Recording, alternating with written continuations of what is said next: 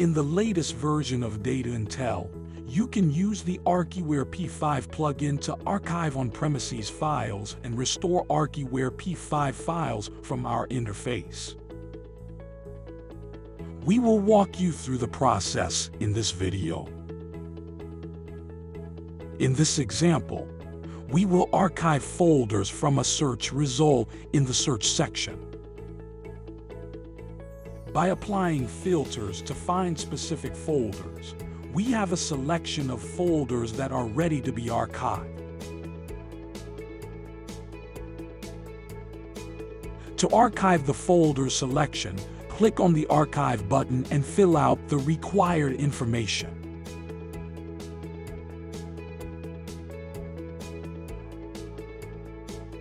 When completed, you can launch the archive. Now that we have archived new folders, we can review them in the File Management section. If we want to, we can restore some files from these folders back into our on-premises storage.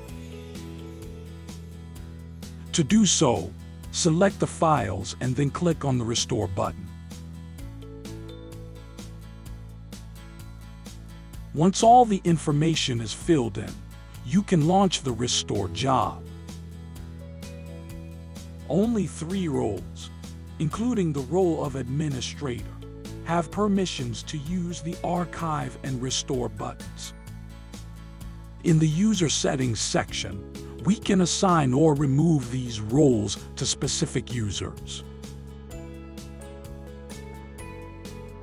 All these features are available in the latest version of DataIntell Bundle with the Archiware P5 plugin.